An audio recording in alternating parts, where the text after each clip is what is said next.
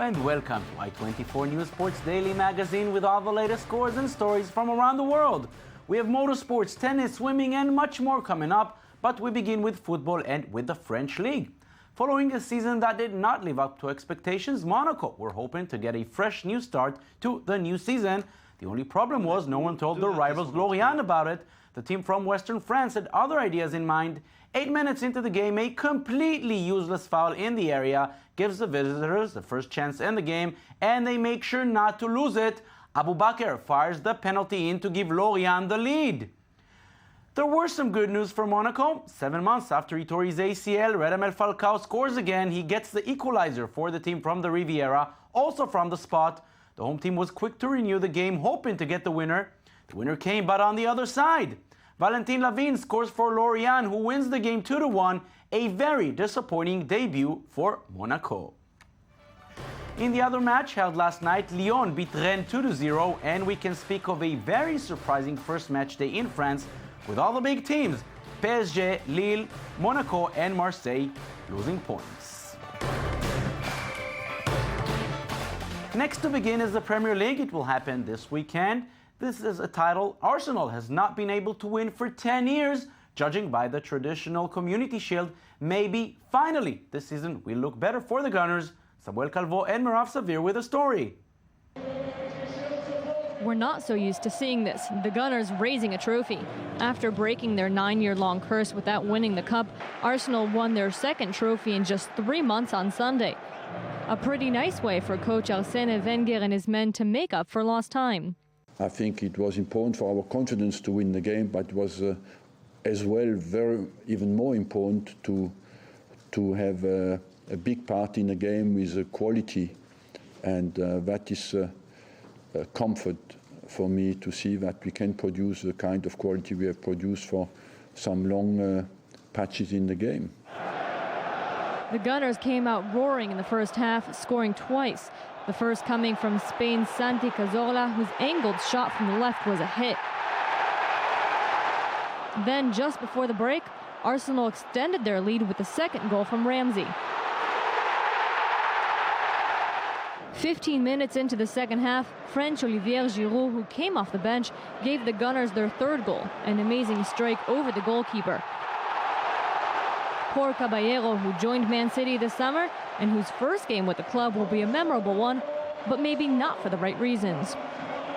I think that was one game more from the preseason. I repeat, we have 7 players that just work 5 days, that they were not considering for this game. We have another 5 players that just work 8 or 9 days. So today was as I said, I put the players that work more in the preseason and nothing more about that. Then we see during the year what happened with the whole squad. The first official day in the Premier League is scheduled for August 16th, when City will play Newcastle and Arsenal will face Crystal Palace at home. An opportunity for Wenger's recruits Debuchy, Sanchez and Chambers to show fans their full potential. A week after the Premier League, it will be La Liga's turn to resume, and if in previous summers it was Real Madrid who was the most active team in the transfer market, this time Barcelona is making the bigger headlines. Following Luis Suarez, Ivan Rakitic and goalkeepers Ter Stegen and Bravo, the club from Catalonia presented another big name. Belgian defender Thomas Vermaelen was presented at the Camp Nou after completing his transfer from Arsenal, said to be worth 20 million euros. Following a disappointing season and under new manager, former player Luis Enrique, Barcelona already spent nearly 150 million euros on transfers this summer, but they're not satisfied just yet. Club director Andoni Zubizarreta revealed that they're still open for more additions if the right players become available. Manchester United and Bayern Munich will not face each other this season, as the Red Devils are not taking part in European competitions, but these two giants gave us some wonderful matches in the past, and the legends from both sides met for a friendly to remind us of the good old days. Giovanni Elber, Karl-Heinz Rummenigge and Paul Breitner on one side, Dwight York, Paul Scholes and Andy Cole on the other, and it was Cole who put the team from Manchester on top after 10 minutes. David Moyes would have loved to have someone like Cole in his squad last season.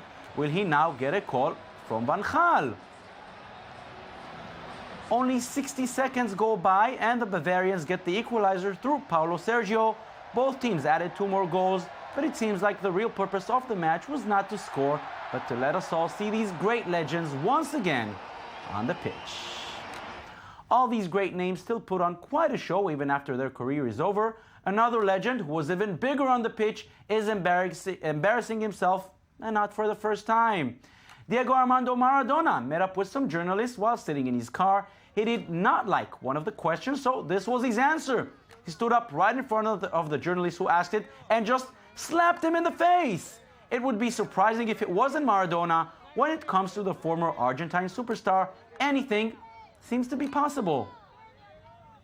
Now to tennis, and with the US Open just 2 weeks away, we should think again. If Andy Murray, Rafa Nadal, and Novak Djokovic are the real favorites, maybe we should also think about Jo-Wilfried Tsonga. The French won the Rogers Cup in Toronto, putting many big names aside. Samuel Calvo and Shai Venari with a story.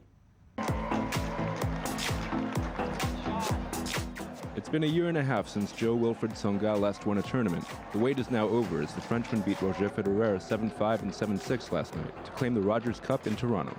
It's some tough moment, good moment, and finally I'm here. I won this trophy, and I hope it's only a start, but it's a beautiful start.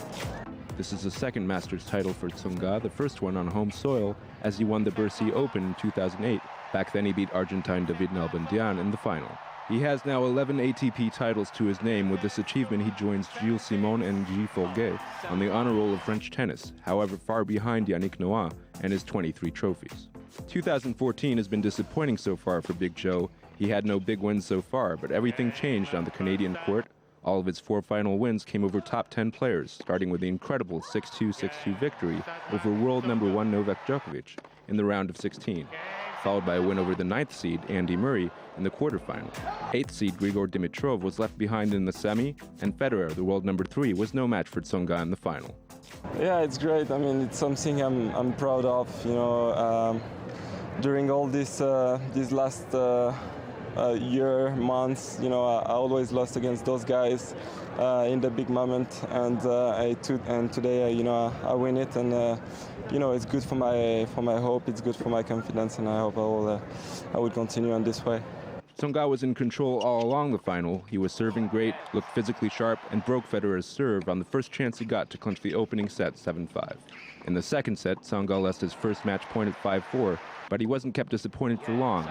He won his second match point to seal the match. I don't know, I think it was the overall day conditions that were tough for me. It was faster than in the day and the night in all my previous matches, so I think the turnaround was tough. I definitely think Joe served well, and when he does serve well, it's always going to be hard. And with the US Open just around the corner, we should definitely consider him as one of the front runners in Flushing Meadows. The women's final was held in Montreal, and as many people expected, it was Radwanska against Williams. The only surprise was that it wasn't Serena Williams, but her older sister Venus, who beat Serena in the semifinal, but she was no real match for the 5th seed from Poland. Radwanska was in control all along, and she finished the game in style with an ace. Radwanska beats Williams 6-4, 6-2 to claim the Rogers Cup, and obviously she was very happy with her performance. Everything was working today, and I think if not, I think it will be different scores. So I was just very happy with my game today. I really stayed focused from the beginning. I knew it was going to be a tough one, and she was going to hit hard. So I'm just very happy with the win. Now to motorsports, and if we thought Marc Marquez was dominant in the MotoGP circuit in 2013, well, that was nothing compared to what the young Spaniard is doing in 2014. Marquez won all 9 races prior to the one held this past weekend in Indianapolis. Was there any change for race number 10? No, sir. The world champion took off from pole position, and despite dealing with some tire issues early on, he managed to regain the lead and again ride to victory. Italian Valentino Rossi was the only one who put on some kind of a challenge, but Marquez overtook him on lap 17 and never looked back. With 8 races to go, Marquez holds an 89-point lead over Dani Pedrosa in second, and it's quite safe to say he will be crowned world champion again this year. Staying with motorsports, but moving to the NASCAR circuit, where the Watkins Glen race was held yesterday in New York State, but no one is really in the mood for racing. All thoughts and prayers are with the family of Kevin Ward Jr., who was fatally run over by fellow driver Tony Stewart at this upstate New York dirt track on Saturday night. Stewart was originally supposed to compete in yesterday's race, but eventually he chose to retire. Overall NASCAR leader Dale Earnhardt Jr. came in 11th in Watkins Glen, and as someone who lost his father on the track, he knows exactly how hard it is for the Ward family. Yeah, you know, you want everybody to go to the racetrack, have fun, and enjoy what they're doing, and go home safe. And sometimes it just isn't meant to be. And you know, so my thoughts and prayers go out to the family. And you know, I can't imagine how they're dealing with the loss. And I know exactly what they're going to be dealing with for the next foreseeable future. And it just my heart hurts for them. Run 5,000 kilometers in just over 50 days, 100 kilometers in 18 hours per day, every day. Sounds impossible? For some people, it is possible. Some just completed this rather crazy challenge. It's not long after dawn, and already 14 runners are pounding the pavement of the New York borough of Queens. These mainly European participants have been running this circuit 18 hours a day for around 6 weeks now. 0.5488 equals... The only American in the race has lagged behind for some time, and this morning he's decided to end his race here. I said I want to do this because I didn't know if I could, and I found out I can't. And I'm okay with this, but a lot of people wouldn't be okay with this. The goal is to complete 3,100 miles, over 5,000 kilometers, in less than 52 days. The idea for this grueling challenge came from Sri Chinmoy, an Indian guru who taught devotees how to attain spiritual transcendence through sport. We go beyond physical limits. We go into the domain of the mind, into the world of the human spirit, to ask, are we able to go beyond? And for me, the conclusion is, yes, absolutely. Sri Chinmoy believed that the fatigue, stress and injuries faced by runners during the race represent the challenges they have to overcome in life. Each summer, disciples come to the neighborhood where he died 7 years ago to put this philosophy into practice, walking and running more than 5,500 laps of this 900-meter circuit. If you're, say, in a point-to-point race, who knows where the other runners are? You might be running with someone, you know, for the whole race, but if you get the opportunity to see the lead runners, it brings tremendous inspiration. The runners don't seem to mind being surrounded by concrete and traffic any more than they mind the $1,200 fee to cover food, transport and accommodation. After 45 days straight of running, the winner from Ukraine crosses the finish line for the final time. Having run an average of 110 kilometers per day, he says the experience took him far away from the stress of daily life. When your mind is clear, when your emotions is calm, when your body is dynamic and moving, then when it gets all together, then this is total joy. This year, 8 of the 14 participants reached their goal of 3,100 miles in 52 days, while hopefully also attaining the transcendence they came for. Now to golf and to one of the rising stars of this prestigious sport. Rory McIlroy won his second straight major championship and fourth of his career, taking home the USPGA Championship. McIlroy started the fourth and final day of the tournament rather slowly, but was able to recover and leave his main rivals, Phil Mickelson and Ricky Fowler, behind. This has been a tremendous summer for the 25-year-old from Northern Ireland, who won 3 tournaments in a row, including 2 majors, and now it's time to sit back and enjoy. Many retired athletes feel the temptation to go back to action after their retirement, but they never know if they will be as good as they were before retiring. Michael Phelps, who won more Olympic gold medals than anyone else, chose to give it a shot. So far, his comeback has not been so successful. 4 months and 4 races since his decision to return, Phelps is still looking for his first win. He lost to his old teammate and rival, Ryan Lochte, at the U.S. Swimming Championship held this past weekend, but Phelps is not very disappointed. He's just happy to be back. I'm doing it for myself, and I'm going to have to work because I want to. You know, not because Bob wants me to, or my mom wants me to, or anybody else wants to. I'm going to have to do it because I want to.